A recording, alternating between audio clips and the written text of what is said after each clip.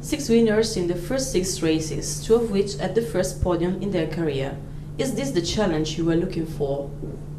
Well, I'd like to say it was down to just the tyres, but in reality it's not. I mean, the cars this year are far more competitive. You know, the changes in technical regulations have meant that the cars are much closer together in terms of performance. You'll see that less than a second is covering often 10, 12 cars, which means that, of course, tyres become even more important, and anything you do with the tyres is having a big impact on where you finish the race. You will hear obviously comments about some drivers maybe struggling to get some warm-up into the tyres, they're struggling to get the performance that they want. The reality is that the small differences are making it very, very difficult for them to manage a race, whereas last year maybe half a second difference between a car, this year it's a tenth of a second. So a fascinating start to the season. I'm quite sure as we go forward though that you'll see the top cars as ever pull away a little bit, and you'll see a little bit more structure to the racing. But 6 winners in 6 races is really wonderful. Thanks to the SuperSoft compound debut in Monte Carlo, now we know the whole Formula 1 tyre range developed by Pirelli for 2012 championship. What is the balance so far?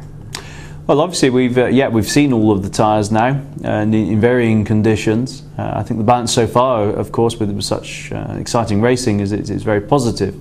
We know from the past that the Formula 1 development cycles are so fast as well that you'll start seeing the teams understanding better how to get the maximum performance out of the tyres. I mean, they've probably understood the tyres, they know what they want to try and achieve with the tyres, but it's trying to make the car do exactly what they want to achieve the temperature balance that they want, finding the maximum performance they want for the whole race.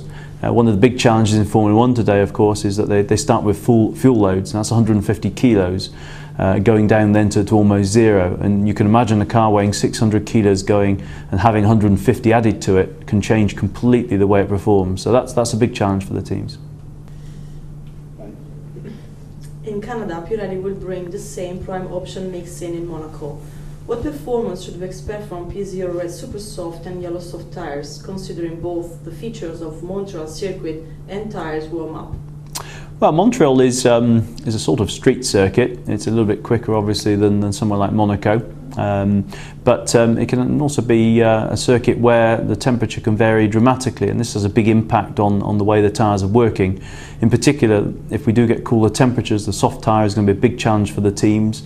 If there's been a characteristic this year, some of the cars have been struggling to get temperature into the front of the tyres.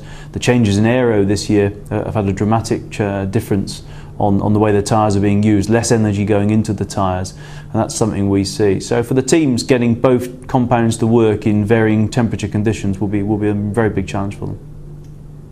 Last year, Canada Grand Prix was entirely unpredictable because of the weather. What kind of race do you expect for next weekend? Will teams adopt a one-stop strategy like in Monte Carlo?